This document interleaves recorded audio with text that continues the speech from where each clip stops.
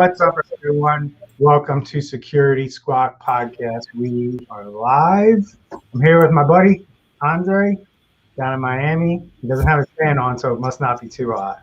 And I'm still up here in Philly. We're getting warmer. We're thawing out. The water stopped running in my basement, thank God. So what happens is when the water freezes, it stays in the soil. And usually don't get water in our basement, but when the thaw comes, all the water comes down below the foundation and has to get pumped out by the sump pump. So fun stuff that we get to deal with here up in the Northeast with the changing weather.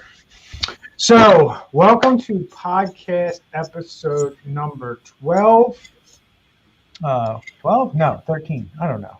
We are on 13, right?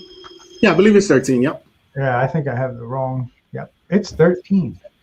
So welcome to number 13. That is awesome. I am very happy with where we're going with this podcast. I think last week's episode was very helpful and informative to everyone. We talked about some of the questions that you should ask when you're hiring IT. So if you missed that episode and you're somebody who's looking to maybe hire in-house or you're looking to hire a company to do your IT, we give you some pretty powerful questions you should ask and why you should be asking those questions.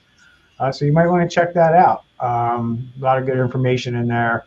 And we're going to parlay off that a little bit today and jump into some things that you should be looking for with managed service, and then also with something that's known as co-managed IT. And we'll explain what all that is, what it means, and what you probably refer to it to as if you run an IT department or you're in charge of the IT at your company. So we'll break all that down for you a little bit later in the show. But first, Andre, what did you learn this week? You wanted to talk about something, and I think it had to do with goals, right? Goals, yeah. and accountability, right? And I think every business owner that I know of that's successful anyway, that I would consider successful, does this, right? They do some level of goal setting and accountability. And that's what you're going to talk about. You're going to talk about some of the things that you do to move yourself and your company forward. And maybe sometimes things go off the rails a little bit. And how do we get them back on the rails? So go ahead. What do you got for us? Yeah, so we have this thing which is, like you said, it's a goal. And every week throughout my mastermind group, I repeat it. And the goal kind of goes something as far as what the type of client we're trying to get and, what we're trying to get accomplished internally as well. So we had a opportunity where in back of my head and back of my gut, I knew it wasn't the best thing to do. I knew it wasn't aligning with my goals, but the money that was being flashed in front of my face was pretty good. It was going to be, a few, about, $20,000, $30,000, $40,000 type of job to do within like 3 or 4 weeks. So it was something where I was like, you know what, we can do it, but this does not align with my goals. And it also does not align with the vision of the company and what we want to do. So nevertheless, I didn't listen to the advice of my mastermind group and some other people. And I went and then on the sales process, I started, doing the visits and understanding the type of job we're going to have to do so that I can lay out the project. Well, 2 weeks later, I unfortunately would not be able to complete the job because of something beyond the client's control and my control. And we basically agreed that, we're not going to be able to move forward. But the biggest thing is like, I'm so glad that happened because the last 2 weeks, I have not been focusing on my real goals. I was supposed to be doing, my quarterly calls with my clients. I was supposed to be doing more videos and just so much other stuff that I basically lost 2 weeks of time. So I guess the biggest lesson here is you have that gut feeling. That's the reason why you write down your goals. And, in business, we all fail and we learn from our mistakes, but just definitely keeping focus on the bigger picture in your company. And one of our group members, she put, not all revenue is good revenue. So just because a client is willing to pay you something or you have an opportunity or project, you really need to make sure that it focuses with your long-term goal. Oh my God, you're like preaching to the choir over here. Yeah, I mean, we know in this business that not what I say is not all MRR, which is managed recurring revenue, which is a pretty common thing in our industry, and not all MRR is good MRR. And I'll tell you right now, I learned that from Gary Pica. That's not something I came up with. And it's very good advice in my opinion. So you got to make sure, because what a lot of people don't realize is that the opportunity cost that's involved with making these decisions, right? So making sure that we're staying focused on our goals and moving towards our goals and not being distracted, right? And keeping that discipline of, if this doesn't lead me to my goals, then I just don't do it. And that's something I learned when I read the book Essentialism. And when I read that book, it kind of really, I drew the line in the sand to where this is how I'm going to move forward living my life. Like, I'm going to choose to do the things that get me to where I want to go, and not just be kind of, I guess I always felt like, I don't know if you felt like this, but I always felt like when I didn't control my schedule, I was at the mercy of a lot of different people. I was at the mercy of their schedule versus my schedule. I don't know if you felt like that, but that's kind of how I felt. And for me, I get very, very stressed out. And, as we talked earlier in the green room, I try to avoid being in that mental state. So that's why my schedule is very important to me, keeping it very structured and knowing what I'm doing. I pretty much know what I'm doing for the next 2 weeks, and my schedule is pretty much fully booked out. And that's how I like it. So I don't know if you feel the same way, but that's... No, it was the same way. I was trying to look for my little paper here. I keep my schedule, although I have it on the calendar, but on a micro level, I actually put 9 to 10, 10 to 12, and things like that. And as I'm working, I kind of just, check mark the things so that I can make sure I accomplish my goals. And for that last 2 weeks, every day I was getting calls from that client saying, "Hey, we need you over here. We have this fire." And because it was still in the sales process, I didn't want to send any of my texts because I need to be able to understand the job in its totality. So I don't go too much out. But it's funny the excuses we make, like you just did right there, to go back to being that technician in the business, right? Mm-hmm. You told yourself a lie, which is, I need to be there. I need to be the one who massages this because it's a new client, and I can't send a tech there because we don't fully understand the system. And it's that's not scalable, right? That's not a scalable mindset, and that's not a scalable operation of your business. So, but we do it all the time, especially small business owners. They tell themselves these stories that, necessarily they're not true, and they don't align with, the goals that you've set. So, kudos, because you're aware of it, right? And awareness is how you get better. When you're not aware of it, you're never going to get better. So, good job. And you're not going to take one of these deals ever again. I know it. Nope. Because this lesson, you're just going to go back to it and go, nope, the last time I did that, I got burned, and I got burned every time before that. And I thought I would give it one more shot. And when I did, as Brian likes to say all the time, no good deed goes unpunished, right? Yeah. And this is also a good lesson of why you have to have partners, where in this case, I know several people that would have loved this opportunity, and I should have just said, hey, I can't do it. However, let me introduce you to this person. And if it's a large scale deal like ours, maybe I just work out something and say, hey, if you get it, just a little, thank you fee or something like that. But as long as, most importantly, they take care of the customer, and that's it.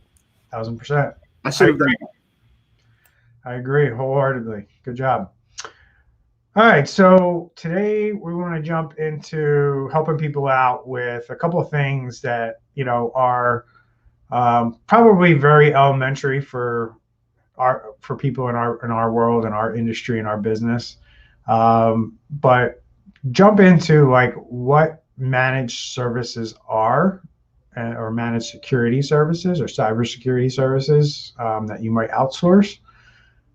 What good service looks like, and then when you're a bigger company, I mentioned at the top of the show talking about co-managed IT, right? And what that is, and like if you work in a company, and just at a high level, what co-managed IT is basically you hire a specific function, you hire a company to do a specific function for your company. So you may hire somebody to come in and just do the cybersecurity or a piece of the cybersecurity, or they may come in and do the help desk, or they may come in and do your backups, or they may come in and just do, or maybe they do cybersecurity backups and some other things. It could be a variety of ways that you set up this relationship, but typically we look at co-managed IT as a larger company that has some internal resources. They perform a specific function, and then the rest of it is outsourced to a third-party company, and those people, the internal people, manage that relationship.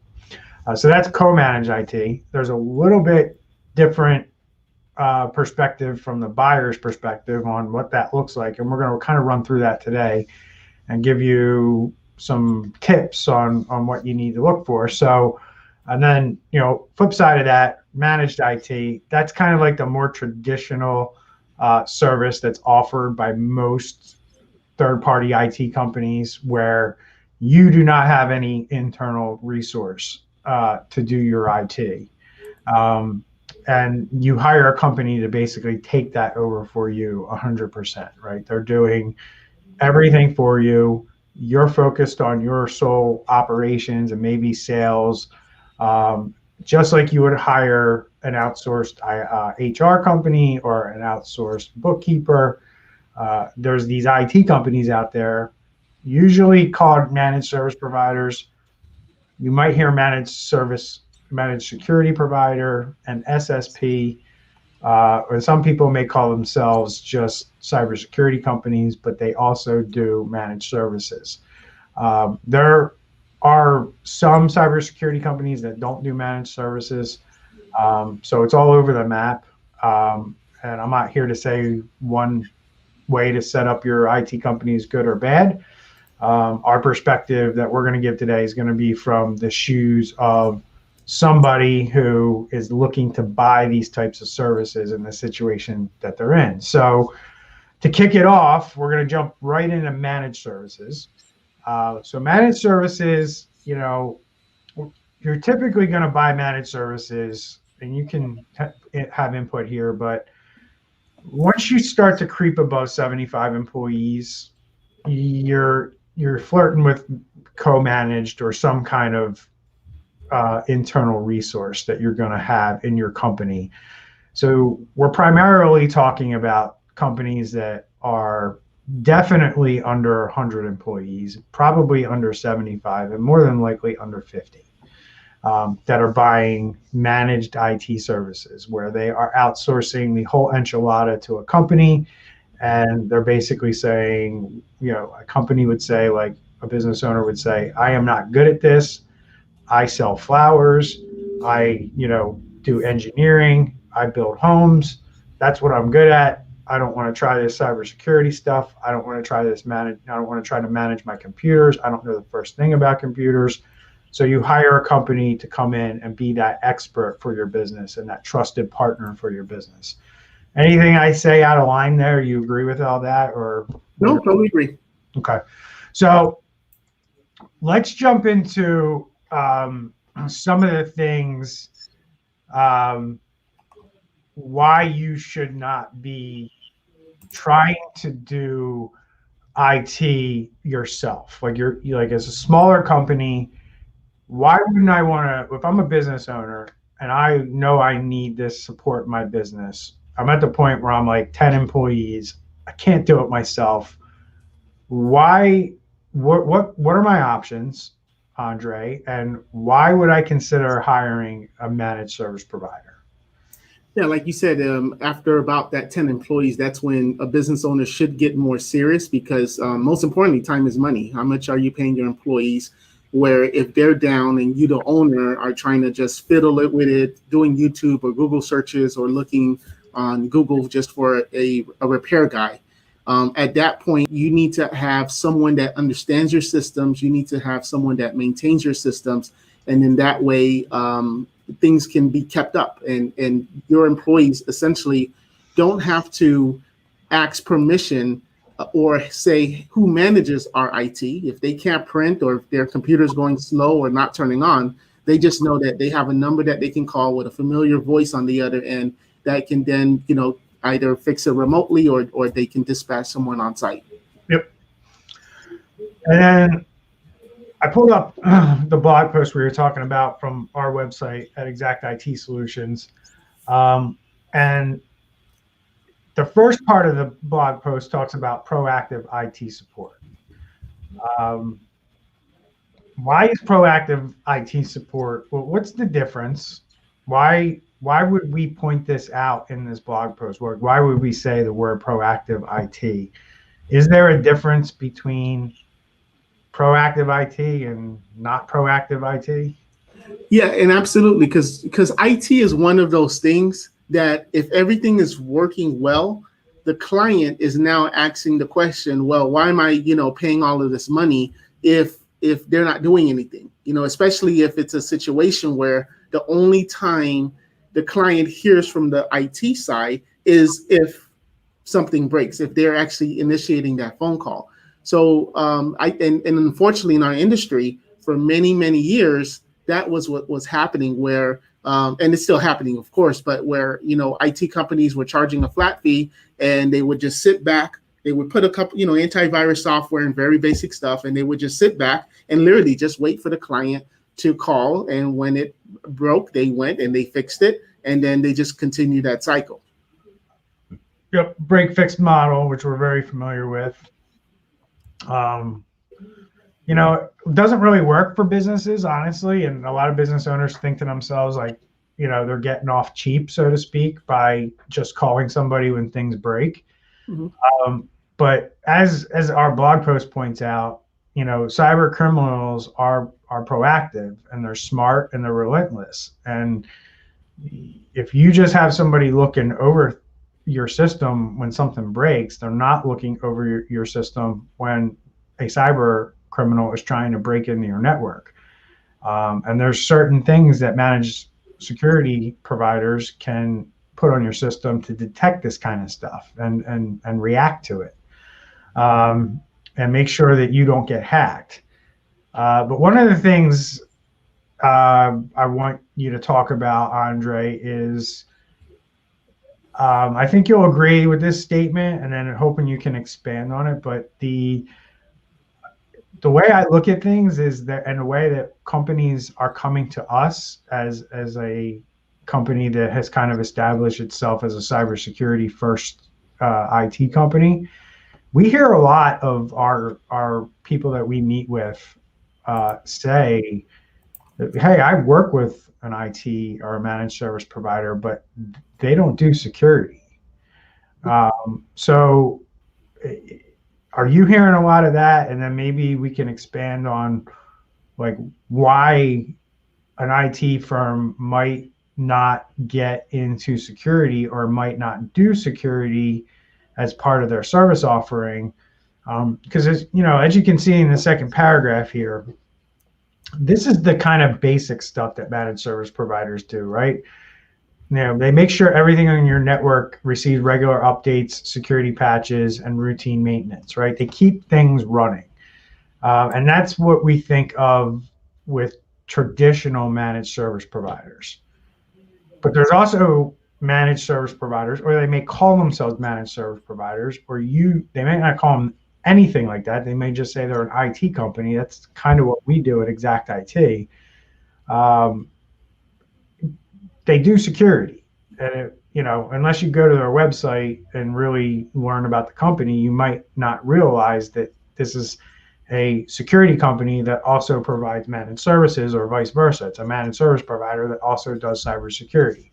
So talk about that. Talk about the difference between, the companies, and why it's important that you align yourself with a company that aligns with your business goals. So if you need to be secure, having a managed service provider that doesn't do cybersecurity probably isn't a good idea. So what are your thoughts on that? Yeah, so I would first go to what your industry is, because Yeah. if you are an industry that's regulated, or if you're dealing with finance, if you're dealing with clients, credit cards, socials, health, anything like that, manage the traditional IT guy, or company that does IT services, that is not a good fit for your company, because they're not helping you protect the data that you have on your computer. And that's kind of when I do my proposals and I'm providing, the value, and then I tell the client the price. A lot of times the client is like, wow, you're like 2 times, 3 times more than all the other proposals. And then I have to then reiterate or break down the value that we're bringing in. We're not just the, anybody can say they're proactive, but are they really proactive? What are they doing to be proactive? And also, how are they protecting your data? Are they just selling you a antivirus and an Office 365 and just saying that it's unlimited remote and unlimited on-site? Or are they doing dark web? Are they doing phishing? Like, there's so much other aspects to the technology and protecting your employees that you as a business owner need to consider. Yeah.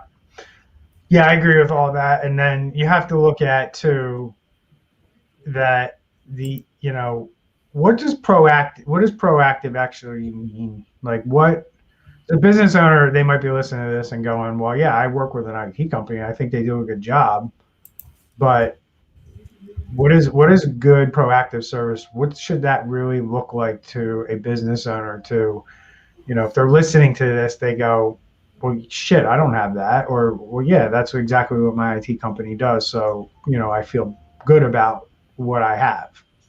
Yeah. So the first thing is, does the IT company really understand what you do? When was the last time they met with you when it wasn't service call related? Are they meeting with you regularly, quarterly, monthly, depending on the size of your business? What new technology have they told you that they're implementing in your systems?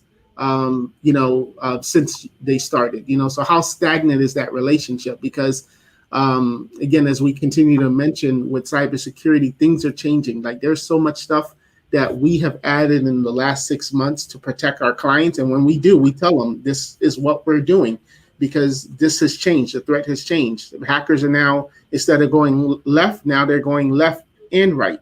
And then in 6 months from now they're going to go through the middle. So what conversations has that IT company talked to you about? What's being said on their social media, on their website, on their newsletters? Are they talking anything related to security? Or is it just more of a rosy picture, oh yeah, we're doing proactive service, but they're not really telling you? Yep. Yeah, I agree with all that as well. I mean, that's the big thing. Like, you really want to be, if you're serious about your firm, growing your company, you want to be aligning yourself with an IT company that can help you get there, because you're not going to get there in today's day and age without technology. And if you can figure out how to turn technology into a competitive advantage for your business, you're going to be better than your competitors, and you're going to be able to use technology as a reason why somebody should do business with you, right? Because you've invested in the right technologies, and your company is much more valuable to your clients or your prospects because of that. So that is, it's a way that you can start to position yourself to be a technology leader in your industry and use that to get bigger deals, bigger clients, charge more because people see the value in what you're putting together. So MSPs also goes on to talk about here you how hiring in-house IT people is expensive. And we got into this a little bit last week.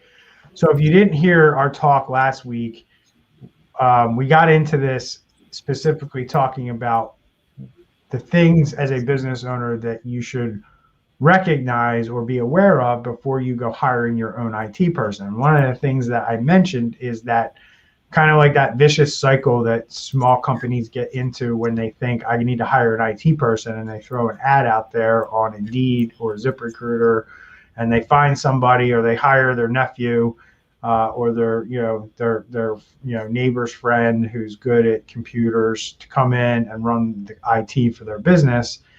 And I mentioned a couple of things, but one of the things I mentioned was that vicious cycle of probably needing to hire a new IT person like every 2 to 3 years because you're just not going to want to pay the salary increase that person's going to achieve over the first 3 years of their career, which in some cases could really double their salary. They could easily go from 35,000 to 50, 60,000 in just a short period of time. And opportunities for that individual are going to become greater. They're going to become more attractive to companies like mine who are looking for experienced IT people. And then we see, okay, you have 3 years experience working at this law firm. Okay, you understand help desk. You get what it's about. So I'm more apt to hire him than somebody without that experience. And now you have to go find a new technician and he's going to learn on your dime. He's going to, you're going to have to teach him basically everything that you just taught the guy that left your company. Mm-hmm. Because quite frankly, working in companies like ours is a more attractive option for tech people. They're around tech people. They get to work on a lot of different things in our business versus working in like a law firm and being the IT guy for a law firm or a title company or, a real estate company or a mortgage company. I'm just thinking about all the industries that I know that tend to hire IT people before they even look at managed service providers. Yeah. And, it's much, much less expensive for people to do that. So what are your thoughts on the expense of hiring in-house versus hiring a managed service provider?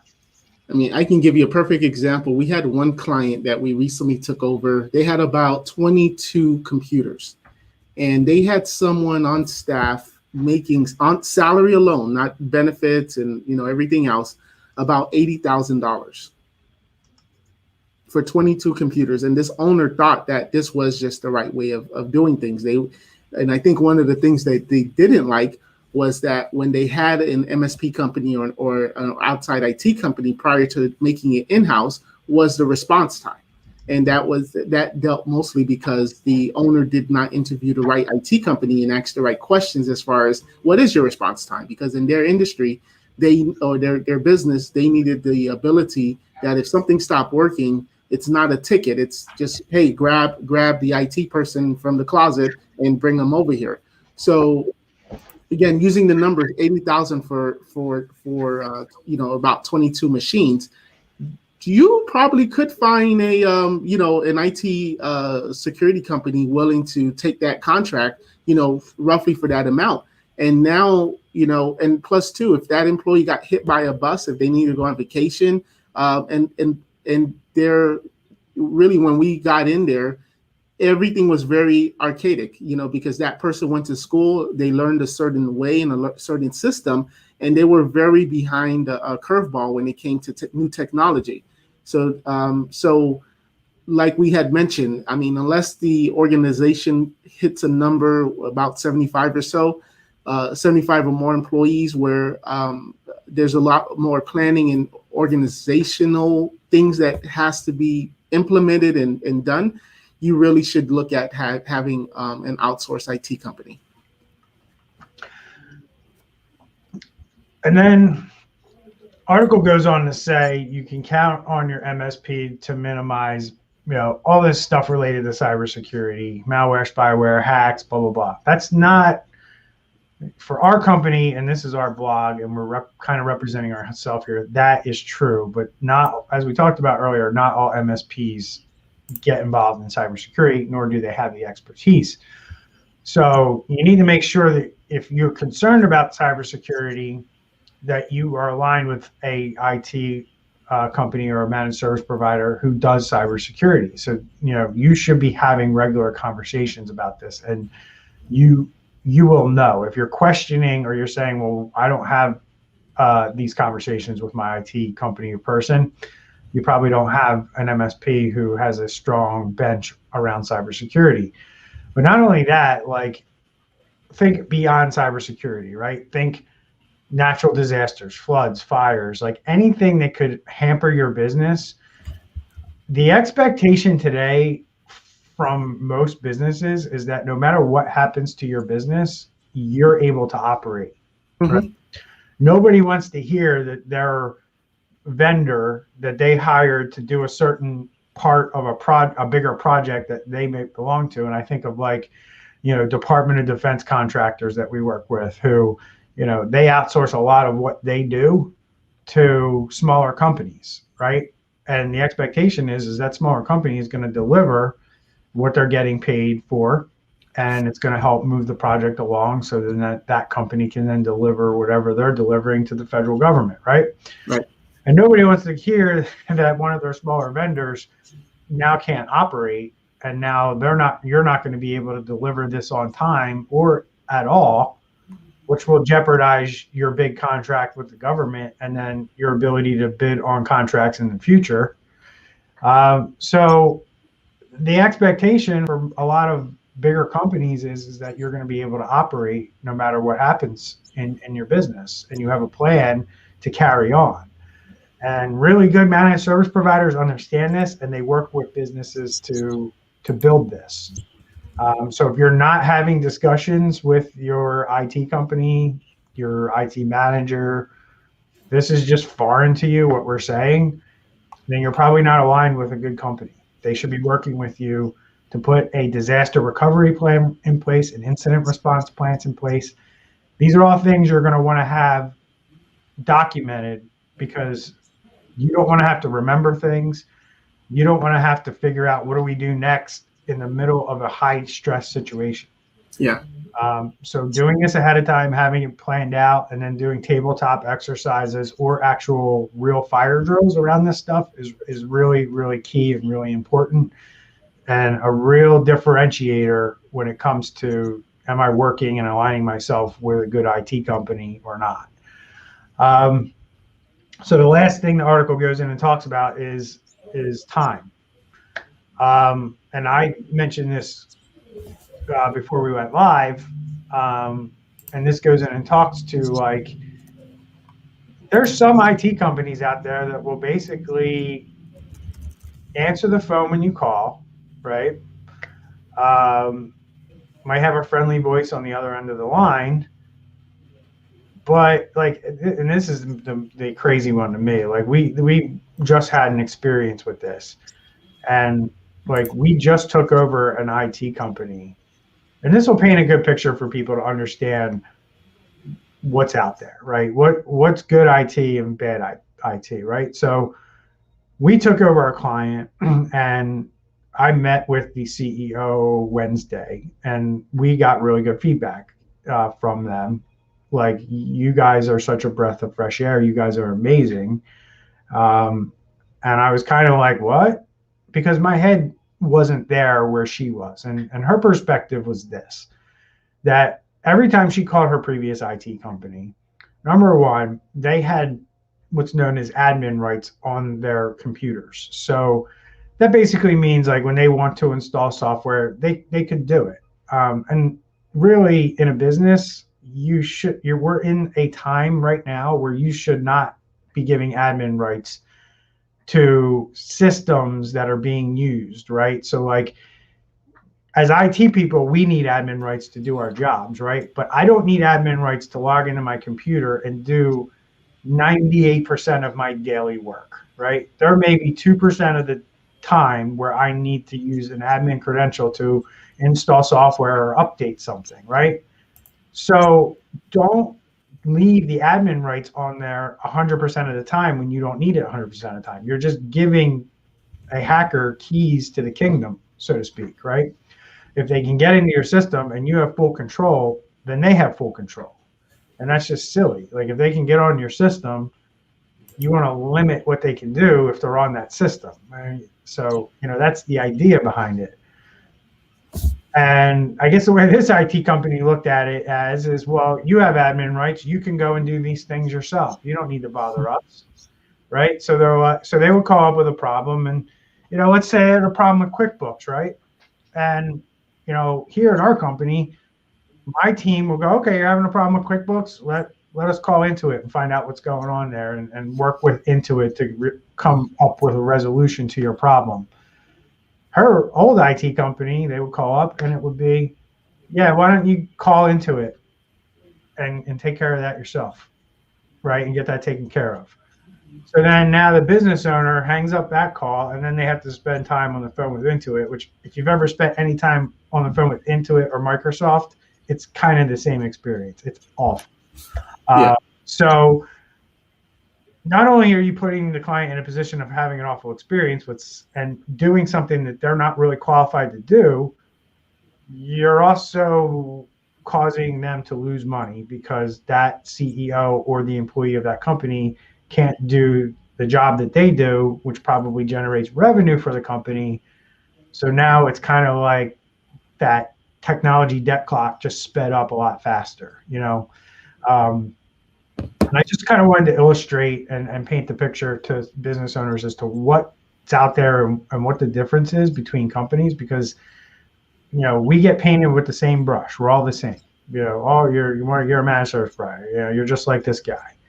And, I know in my business how we do things, how we show up in the morning, how we drive culture, how we build process. I know other MSPs aren't doing that, and they're not the same, and we're not the same. And, it's important to people that people know this, and that's why we're mentioning this on the podcast. So in terms of time, Andre, what are some things that you've seen where companies have made mistakes, maybe trying to do things themselves or not necessarily looking at it from a perspective of they can outsource this and it'll be a lot better? Yeah, that goes to saving the buck. Usually that's when we see it. We see a owner who has a cousin at the local university studying computer science, or we always hear one of those things, or one of the employees has a friend or husband, and now they come in after hours to set up the network, and usually it's a big hodgepodge. It's networking equipment that's purchased from a retail store, and it's not the right business or enterprise equipment. A lot of times we see these people that are coming into and working in the business, they then, install bootleg software, unlicensed software, and they just set up things so wrong that you just basically have to come in and just blow up everything. And now that's when the owner pays again. They're paying twice for the same end result. Right. Yeah, I haven't seen that in a while. I used to see it all the time, but I haven't seen pirated software in a long time. But it's something we used to walk in.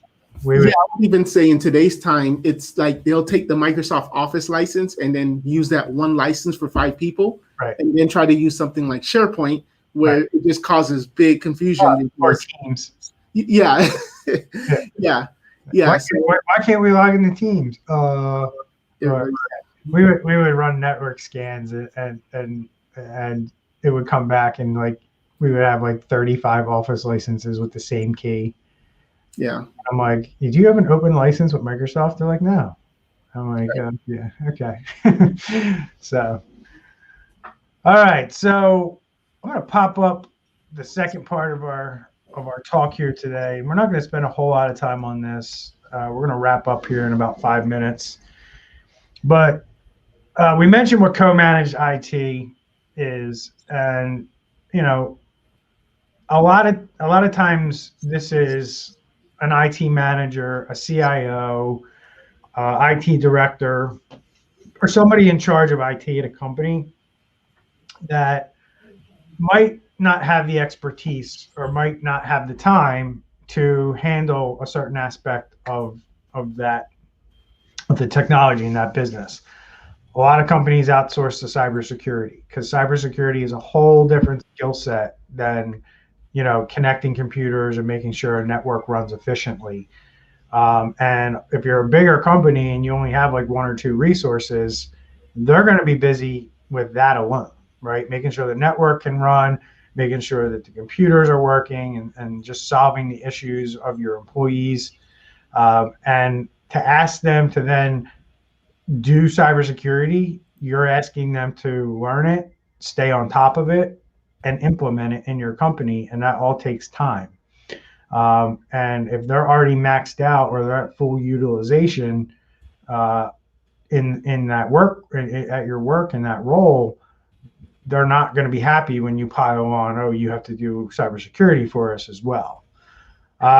So, what are some other things that you're aware of in terms of co-managed IT?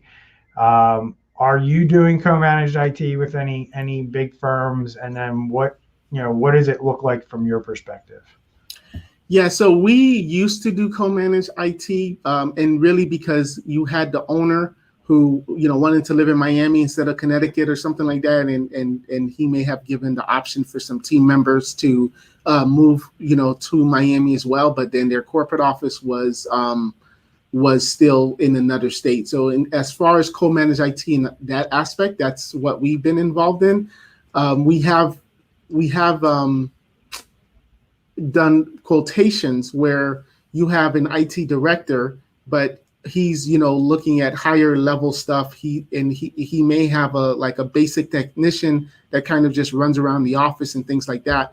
And we came in where we wanted to be that managed service provider, be that backup for that level one technician, but it didn't work out, and I believe they just ended up going in-house. Yeah, so I mean, co-managed IT doesn't work unless, in my opinion, unless you have, let's put it this way. Co-managed IT needs to, when you call it co-managed IT, somebody at your company needs to be kind of the decision maker, not the CEO, right? Right. Otherwise, if you're just bringing in a company to do the higher level stuff because you have like a level one that goes around like you described, that's not really co-managed IT, in my opinion. That's more or less like you want the frontline stuff to be handled by somebody that you own that works in your company, and the rest of the stuff you want to work with a managed service provider. So I look at that as more of you're still working with an MSP. You just have a point of contact at your company. So we kind of call that point of contact, where we won't provide the level one, level two stuff. That point of contact there does. But we are working with the CEO and the decision makers on the strategy and the planning. Whereas with co-managed IT, you may get involved in that as the managed service provider or IT company, but there's usually somebody in the company who has, that level of authority, or they're that high in the organizational chart, where you're working with them and helping them make decisions, and you're an asset to them. You make them look good. Let's put it that way, right? Because I think that's the big challenge with these guys who, when a CEO comes in or when somebody who is in these roles says, I kind of need help, but if I bring in this company, that might make me look bad, right? They build up all this head trash that, if I bring in this company, that's my job security. Like, this is my job security. No, like the attitude should be, I'm going to bring this company in and we're going to knock it out of the park, and it's going to make me look good, right? And that's where we come in. Like, we always work with IT managers and IT directors and say, we're gonna make you look like a superstar to your board or to your CEO. And we're going to work with you to make sure that you have world-class IT services. We're not here to compete with you. We're not here to take your job. We're here to develop a very strong and long bond with you and help you be the best that you can be. And I think that's the approach that a lot of IT companies need to take when they're marketing their services to this. But if you're a CEO and you're like, what's this co-managed IT? Should I do this for my business? Yeah, you should, because we're going to enhance your team. We're going to enhance the people that you've hired that you probably believe in and want to keep on your team. And what you're doing is you're bolting on that expertise and you're enhancing your system. So any parting words that you want to leave our audience before we close it out for the day? Today is Friday. Write down your goals that you want to do for Monday today. So that way, when you come back to the office, you leave everything else alone and you just work on those goals. And then you check your emails and you check everything else. So I do Sunday planning, right? Okay. So Sunday planning, I sit down at some point on Sunday, depending on what I got going on that day. It might be in the morning, it might be at night, but I make it a point to take. It doesn't take me long. It takes me maybe 15 minutes, and I go through my entire week ahead. And I look at everything that I have planned out. I color code things based on whether they align with my goals or not. And then that way, when I'm going through my day, and maybe I have to shift my schedule around, or maybe I just deem something like this is not important, and I got something, a bigger fish I got to fry, and I can move this out or move it down a week or two on my schedule. But that helps me stay focused on the goals and make sure that I'm spending time in the right areas of my day, doing the right activities that lead to, successful goals. So that's it, folks. Hopefully you got some tips here today. If you did, please make sure you rate us on wherever you're listening to this podcast, whether it's iTunes, Google Podcasts, Spotify. Run over there, give us 5 stars. We do record this on a Facebook page and a YouTube channel. If you just search Security Squawk, you will see the video of the live recording of this. We do share our screen every here and now and then. So, sometimes you might want to check out, the video side too. You can always drop comments in Facebook and YouTube, and we will answer those. But the only thing that we ask, if you were entertained, if you learned anything today, please share out our podcast to your social media so your friends and family can learn from what Andre and I are preaching about cybersecurity and more so about business. So we hope you all have a good weekend.